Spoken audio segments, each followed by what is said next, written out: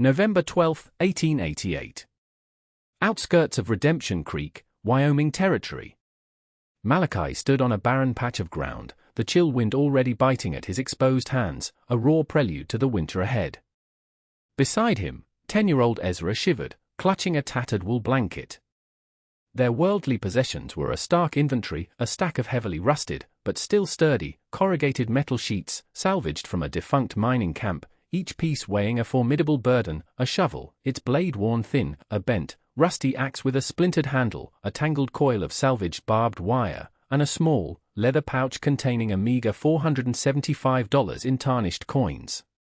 The weight of the metal sheets was palpable, heavy not just in physical mass, but in the impossible task they represented. Every glint of corroded iron felt like a burden, heavy with the impossible arithmetic of survival. The calendar on the general store's window had marked the date with a grim forecast, first heavy snow in 10 days. Prepare for a cruel and long winter. Malachi had no preparations, only a desperate plan forged from desperation. He looked at the 3 cords of firewood, roughly stacked but entirely exposed to the elements, their precious warmth vulnerable to the coming storms. Keeping that wood dry was not merely about comfort, it was a matter of life and death. Wet wood meant no heat, and no heat in this territory meant frozen fingers, the creeping sickness that stole breath, and eventually, the silent embrace of the snow. The problem was a stark, brutal equation: construct a shelter, one capable of withstanding the territory's notorious blizzards and keeping vital fuel dry, all from virtually nothing. The air itself felt tight, urgent, pressing down on them, demanding a solution Malachi wasn't sure he possessed. His jaw was set, his eye scanning the desolate landscape, searching for an answer in the sparse sagebrush and distant, snow-dusted peaks. There was no room for error, no margin for failure. The cold silence of the plains held only the promise of immense suffering if he did not succeed. His gaze settled on Ezra, whose small face, though fearful, mirrored a flicker of trust. That trust, heavier than any coin, was the true currency driving Malachi forward. He pushed the thought of his estranged wife, the biting words that had left them here, into the deepest recesses of his mind. All that mattered now was the metal, the wood, the boy, and the unforgiving calculus of the coming winter. The wind picked up, a mournful whisper carrying the promise of frost, rattling the edges of the metal sheets he'd painstakingly dragged to this barren spot. Malachi and Ezra walked the frozen earth for 2 days, surveying the subtle contours of a landscape that appeared uniformly flat to the untrained eye. Malachi, a rancher accustomed to reading the land's secrets for water and good grazing, sought something else entirely: a natural deflector, a slight depression, any feature that could offer a meager advantage against the relentless gales. They found it at last, a shallow, elongated hollow barely 3 feet deep, nestled against a modest rise on the northern side, a rise that, in a gentler climate, might be called a hillock, but here was merely a ripple in the vast expanse. It was not a choice made for comfort or aesthetic, but purely for sheer, brutal defensibility. The rise, Malachi calculated, would deflect some of the prevailing northwesterly winds, turning them just enough to reduce the direct assault on whatever rudimentary structure he could devise. The depression, he reasoned, offered a minimal thermal advantage. Digging into it would mean surrounding their eventual space with the relatively stable temperature of the earth, a crude form of insulation. His mind raced, calculating runoff. If the snow melts too fast, it'll pool, he murmured to Ezra, pointing at the slight incline towards the south. We'll need a trench, son. A drain. Ezra nodded, trying to understand the complex interplay of earth and water and cold. As they worked, marking out the rudimentary perimeter with broken branches, others passed. Ranchers on horseback, their faces weathered and suspicious, rode by without a greeting. They saw the man and the boy, stripped of their home, attempting to build a hovel from air and desperation, using salvaged metal that looked like it belonged on a scrap heap. The whispers drifted on the wind, sharp and cutting. He's lost his mind, dragging that metal out here. His wife finally threw him out for good, didn't she? The unspoken judgment hung heavy in the frigid air, a social pressure as palpable as the falling temperature.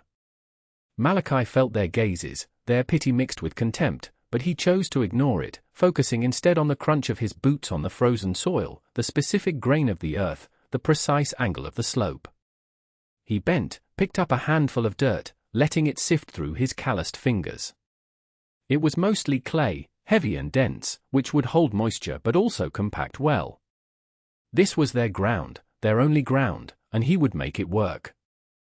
He envisioned the heavy, corrugated sheets bent into their inherent arch, forming an impenetrable shell against the elements, something he had seen in crude mining structures, simplified for his immediate, desperate need. The first shovel bite into the frozen soil was a jarring shock, the impact rattling through Malachi's arms and up to his shoulders. He was not merely digging a hole, he was sculpting a refuge, carving it from the reluctant earth itself. The process was agonizingly slow. First, he outlined a rectangular trench, 2 feet deep, 10 feet wide, and 18 feet long. This would be the sunken foundation, the base onto which his salvaged metal arches would eventually be secured. Ezra, small but determined, helped by clearing away the loosened clumps of frozen earth with his bare hands, his breath clouding in the cold air. Malachi worked methodically, each stroke of the shovel a testament to sheer willpower. He focused on the rhythm, on the precise dimensions. The earth was their primary material, offering both insulation and a structural anchor for the heavy metal sheets that would form the shelter's roof and walls. After the trench was completed, he began to excavate the inner area, deepening the central floor by another foot, creating a slightly sloped interior. He envisioned a shallow, earthen basin, a depression that would eventually be covered by the curved metal shell. "Why not just build on top of the ground, Pa?" Ezra asked, his voice small, strained from the cold and the endless, repetitive work. Malachi paused, wiping sweat from his brow despite the chill. "The earth holds heat, son. Keeps the wind from finding every crack. And it gives us a good, solid base to bolt that metal into, so it won't lift in a gale." His explanation was brief, practical, rooted in observation. Days bled into one another, marked only by the shifting light and the relentless chill. Just as Malachi was finishing the basic excavation, firming the earthen walls, a figure approached. It was Booth, a burly ranch hand from the Barem spread, known for his loud opinions and skepticism. He stopped a respectful distance away, leaning on his saddle horn, his gaze sweeping over the muddy, half-dug pit and the stack of rusted metal. "Malachi," Booth called out, his voice thick with a patronizing pity. "Heard you were building a mansion out here. Looks more like a grave, and that metal looks like it's already died once." Malachi straightened, his grip on the shovel handle tightening almost imperceptibly. "It's a shelter, Booth. For the winter. That metal is strong." Booth chuckled, a harsh, dismissive sound that grated on the frozen air. "Strong for rust, maybe. You think that'll hold against a real blizzard? That curved iron will draw the cold right in. You'll freeze solid." "You and the boy." Malachi met Booth's gaze, his own eyes steady. "The earth itself is a good insulator, Booth. And the metal, once it's fastened, will shed the snow and block the wind. It's a method. Not just a hole and some scrap." Booth shook his head, a smirk playing on his lips. "A method for catching pneumonia, maybe. You'd be better off begging a corner in the bunkhouse, Malachi." For the boy's sake the insinuation hung between them, a barbed hook. Malachi's voice remained even, devoid of anger, but firm as the frozen ground beneath his feet. "My son stays with me. And this," he gestured to the nascent structure, "will keep us warm and dry. You'll see." The Booth merely grunted, shaking his head again, before kicking his horse forward, leaving Malachi and Ezra alone with their unfinished work and the heavy weight of his doubt. With the basic earthen depression complete, Malachi faced the critical challenge, transforming the salvaged, flattish corrugated metal sheets into a curved, snow-shedding roof. He had no industrial press to bend them into perfect arches, but the sheets, though stiff, retained some flexibility. His solution, born of pure necessity and observation, involved creating a crude, temporary jig using the thickest, dead branches he had scavenged from a distant creek bed, driven firmly into the earth at precise intervals. He then carefully, painstakingly, hammered and slowly bent each metal sheet over these temporary supports, forcing them into a shallow, uniform curve that matched the intended arc. Each sheet, approximately 2 feet wide and 8 feet long, was overlapped by at least 6 inches to ensure a watertight seal. He used the salvaged barbed wire, twisting it with his bare hands until his fingers ached, to lash the first few curved sheets securely to wooden pegs driven deep into the packed clay of the trench walls. Then, using the handful of nails he possessed, he punched holes through the overlapping sections and secured them, one by one, to the next, creating a continuous, corrugated shell. It was a painstaking, repetitive process, building up a resilient framework that mimicked the organic strength of an arch. He knew the weakest point would be the junction of the metal and the earth, where wind could lift or water could seep. To counter this, he packed handfuls of damp earth and clay around the base of the metal shell, creating a seamless, sloped transition from the earthen wall to the metallic curve, a ramp for the elements rather than a sharp edge to catch them. He was working intently, bolting a particularly stubborn sheet into place, when an old man, thin and wiry as a fence post, approached. It was Old Man Abernathy, a reclusive prospector known for living in the mountains through some of the harshest winters, his wisdom as sharp as the pickaxe he usually carried. Abernathy said nothing, merely stopping at the edge of the pit, his keen, weathered eyes taking in every detail of Malachi's construction. He watched Malachi hammer a nail through two overlapping sheets, then ran a gnarled finger along the curve of the metal. "That curve," Abernathy rasped, his voice like dry leaves, "it'll shed a heavy snow." "Smart. Most men would just try to make a flat roof, and that's a mistake." Malachi paused, a flicker of surprise and relief in his eyes. Abernathy was not a man for idle praise. "Trying to keep the weight off, and the wind from catching it," Malachi replied, explaining the core principle. "The metal is strong, but a flat roof catches all of it." Abernathy nodded slowly, then gestured to the earthen ramp Malachi was forming at the base. "That there, for the water. Won't let it pool under the metal, rust it through." "Most folks forget the water, think metal don't rot." Malachi felt a quiet sense of validation. Here was someone who understood the silent language of the land, the unforgiving logic of survival engineering. Abernathy paused, then offered a piece of practical advice, entirely unsolicited. "Pack that clay hard. Real hard. Like stone. And inside, you'll need some kind of lining to keep the cold from just radiating through the metal. Hay, dried grass, anything to put a gap between you and that iron." Malachi absorbed the counsel, a silent acknowledgement passing between the two men. This wasn't about pity or judgment, but the shared understanding of a difficult craft. Abernathy turned to leave, but stopped one last time. "Just need a good seal and some insulation. The earth and whatever you can scavenge are your friends, Malachi. Use them all you can." He offered a brief, almost imperceptible nod, then shuffled off, leaving Malachi with renewed resolve and a confirmation of his low-cost, earth-based sealing and insulation strategy. The half-finished shelter, a hump of earth and salvaged corrugated metal, became a focal point for the small community of Redemption Creek. The onlookers, a shifting cast of faces, fell into distinct categories. There were the scornful, like Booth, who viewed Malachi's efforts as a personal affront to their ordered, if hardscrabble, lives. They saw it as evidence of moral failing, a sign of what happens when a man can't keep his house in order and to use rusted metal from a long-dead mine. That was the epitome of desperation.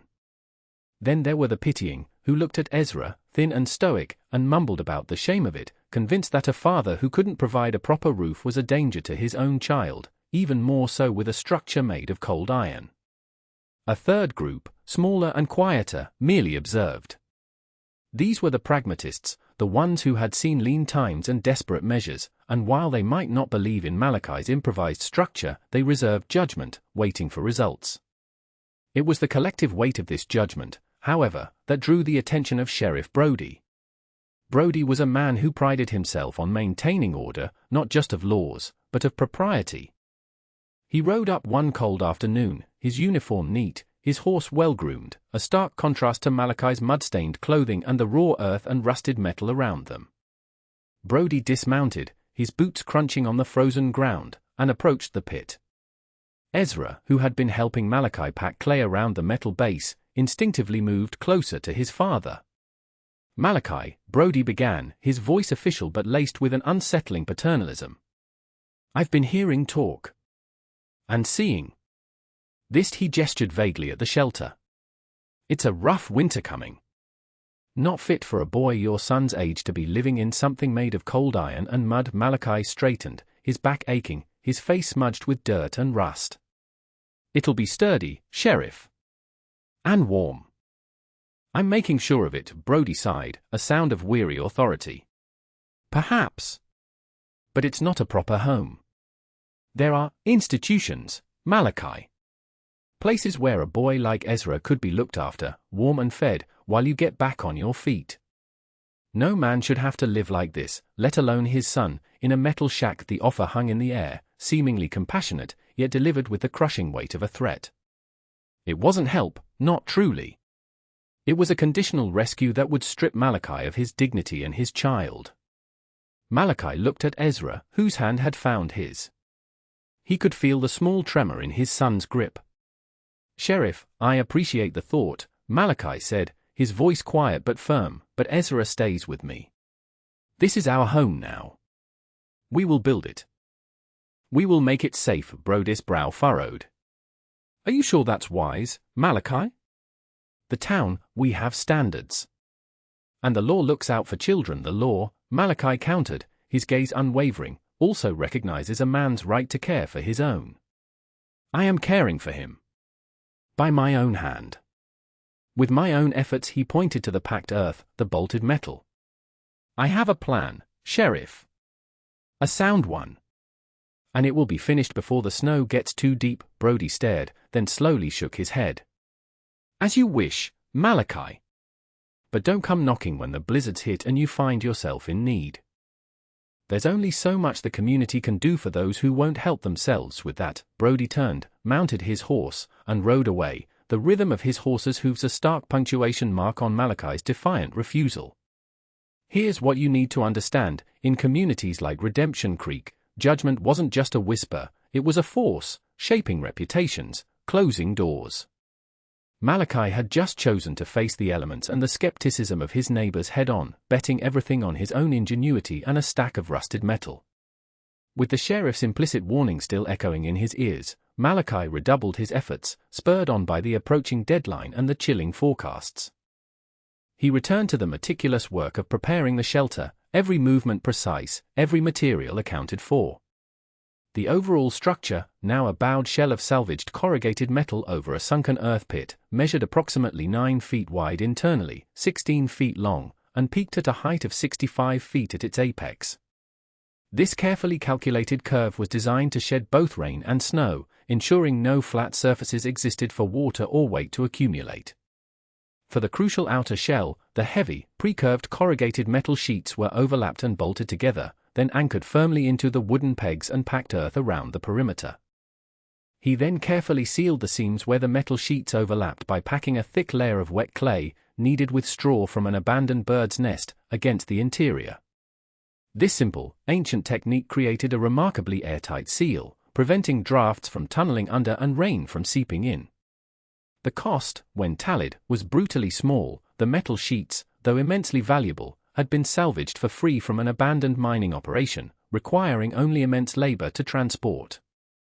The remaining $475 was spent on a handful of sturdy bolts, the salvaged barbed wire, and a small quantity of tar to further seal the most vulnerable metal overlaps, which he had traded for a few hours of labor helping a farmer mend a broken fence.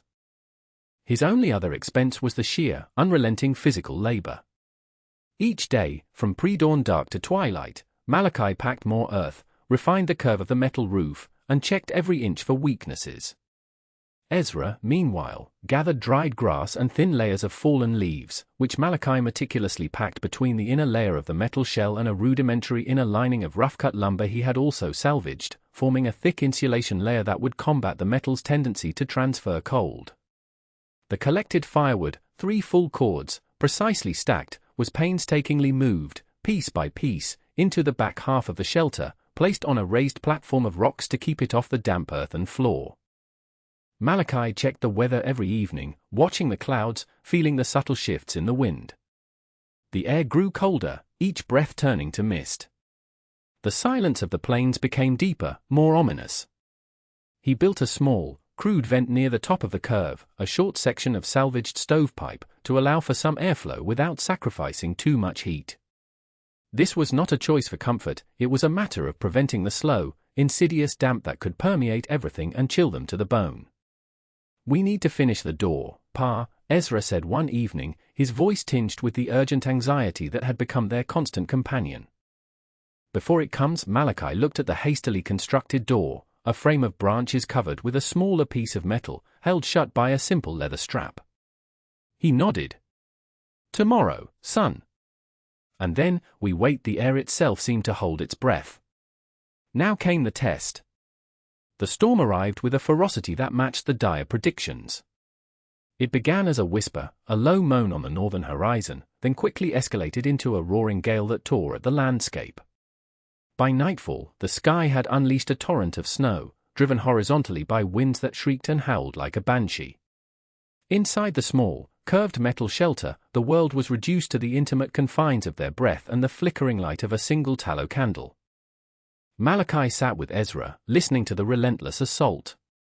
The sound of the wind, muffled by the earthen walls and the insulated metal, became a deep, resonant rumble, punctuated by the occasional crack of a distant tree branch snapping.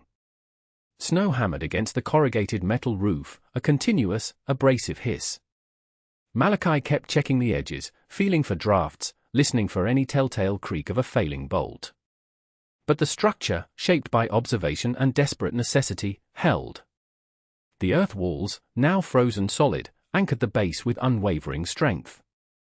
The bowed metal roof, true to Malachi's design, shed the accumulating snow.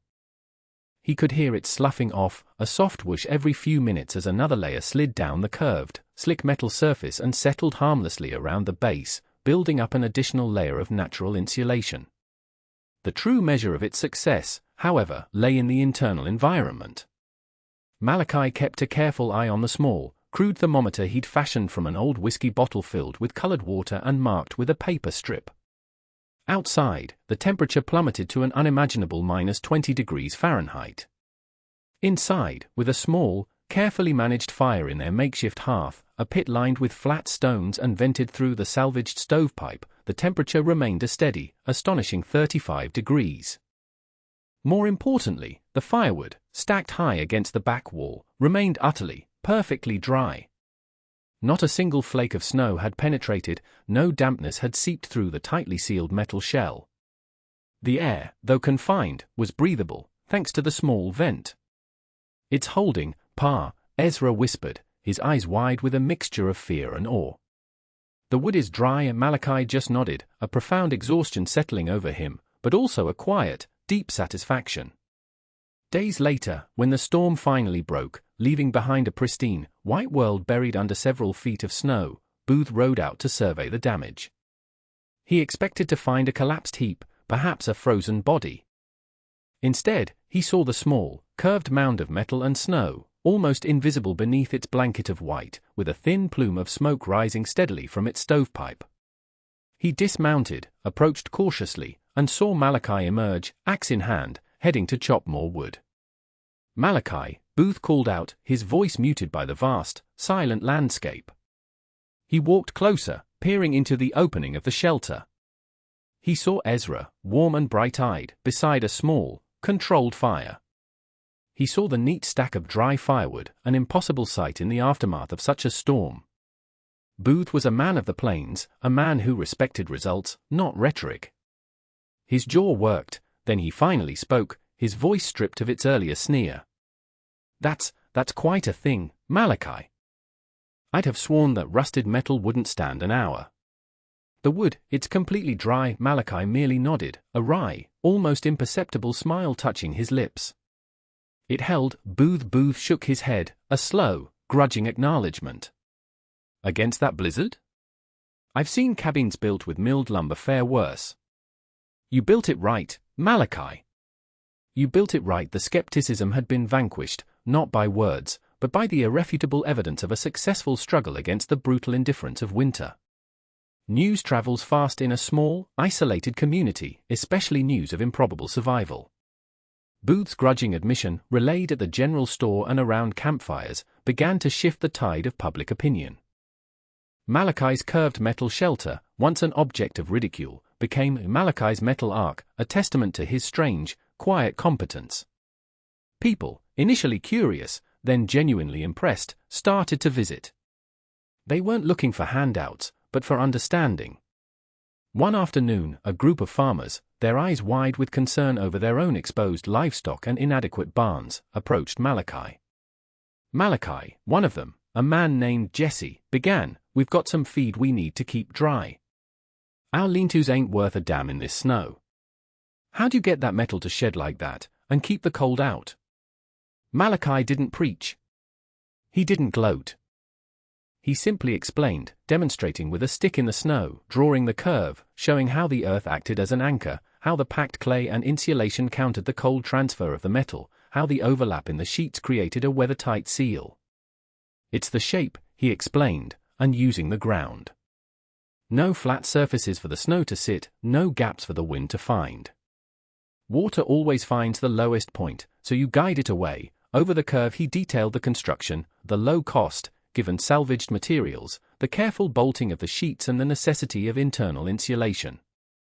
He showed them how to position the metal to best shed wind and snow, how to use natural features for added protection. He wasn't just building a shelter, he was passing on a principle of adaptive engineering. Soon, small, curved structures began to appear on various ranches around Redemption Creek, smaller versions, used for protecting feed, tools, even sick animals, often built from scavenged metal roofing or even carefully bent wagon parts. Nobody called them Quonset huts then, a term yet to be coined and applied to large, prefabricated structures, but the principle was the same, an arch of protection against the elements, built from what was at hand. Malachi found himself receiving small, unexpected gestures of reciprocity. A sack of flour left anonymously outside his door. A deer hide, perfectly tanned, delivered by a quiet rancher. A few extra hours of labor offered for free to help him gather more saplings for his inner lining. These weren't charity, they were acknowledgments of earned respect, the silent language of a community recognizing value where it had once seen only folly. Ezra, once whispered about with pity, now played with the other children, his father's competence a shield against the earlier social chill. The whispers now were of admiration, of wonder at what one man, with little more than ingenuity and observation, had accomplished. Malachi's quiet defiance had turned into quiet leadership, a testament to the power of demonstrated skill over idle judgment. The late winter brought not just bitter cold, but a deeper crisis to Redemption Creek. The prolonged blizzards had depleted many families' meager stores of firewood, and now, with spring still a distant hope, illness began to spread. The worst hit was a family on the farthest reaches of the valley, the O'Malleys, who had only recently arrived, their cabin little more than a poorly chinked shack with a sagging, flat roof. Their youngest, a baby girl, had developed a hacking cough, and their small pile of wood had dwindled to nothing. Mrs. O'Malley, her face etched with exhaustion and fear, made the long, arduous journey into town, desperate for help. Sheriff Brody, despite his earlier skepticism towards Malachi, was a man of duty. He recognized the severity of the situation. He knew his limited resources would barely cover the immediate needs. He looked across the general store at Malachi, who was quietly bartering for a small amount of salt, and a thought sparked in his mind. He approached Malachi, his demeanor softened by the urgency of the moment. "Malachi," Brody said, his voice lower, more respectful than before. "The O'Malleys are in a bad way. No wood, and the baby's sick. Their cabin, it's little more than a sieve, and their roof is collapsing with the last snow." So Malachi listened, his expression grave. He knew the O'Malleys. He also knew that simply handing them firewood, though immediately necessary, wouldn't solve their fundamental problem of an inadequate shelter. "They'll freeze again, Sheriff, the next night," Malachi observed. "Even with a fresh stack, the heat will just escape," Brody nodded, frustrated. "I know. But what else can we do? We don't have the lumber, the time for a proper rebuild." Malachi thought for a moment. He looked at the bundles of thin, pliable willow branches he had gathered, destined for repairing the inner lining of his own shelter, and then at the coil of barbed wire he'd just bought. He turned back to Brody. "I can't give them a whole new cabin, Sheriff. But I can show them how to make their wood last, and how to keep what heat they make from simply blowing away, and how to stop that roof collapse." He offered a trade, not a handout. "I'll go out there.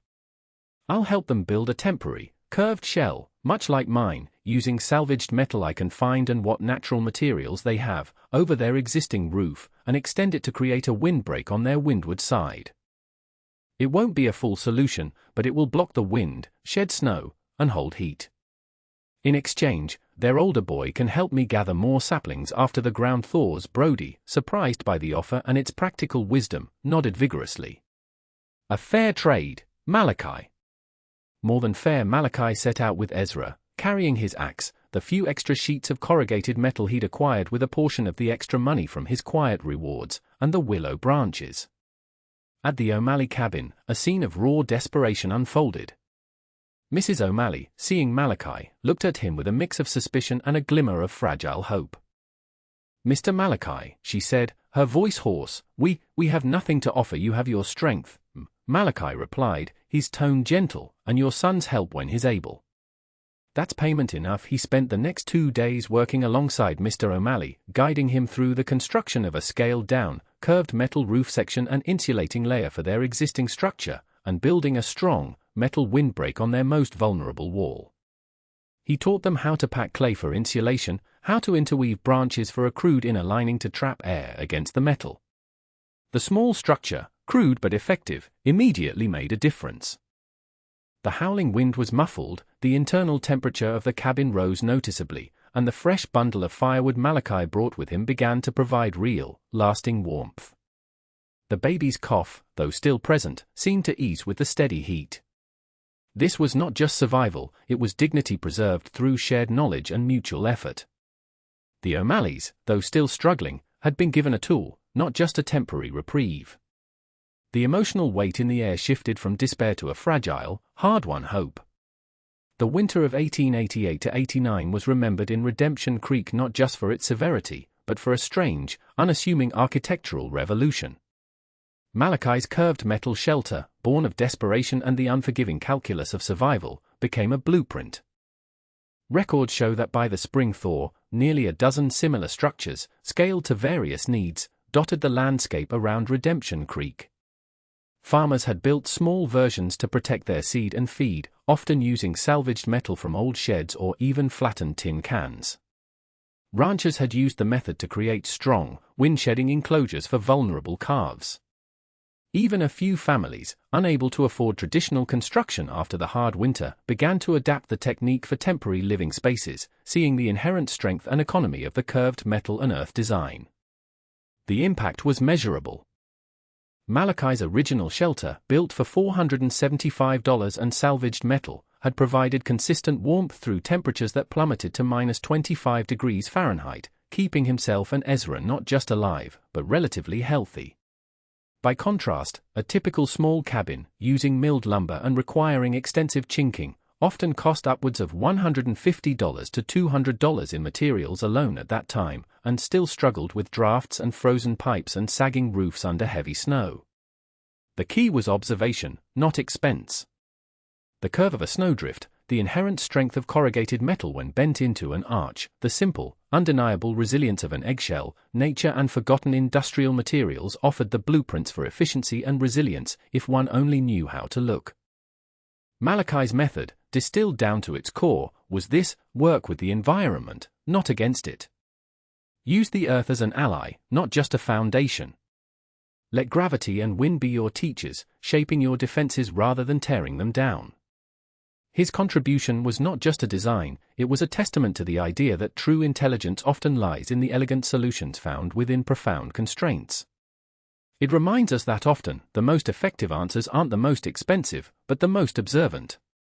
They are built on knowledge, not just materials. And that knowledge, practical and hard-won, is the greatest inheritance we can pass on. Here's what you need to understand: the story of Malachi and his impossible metal shelter is not just about a man surviving a winter.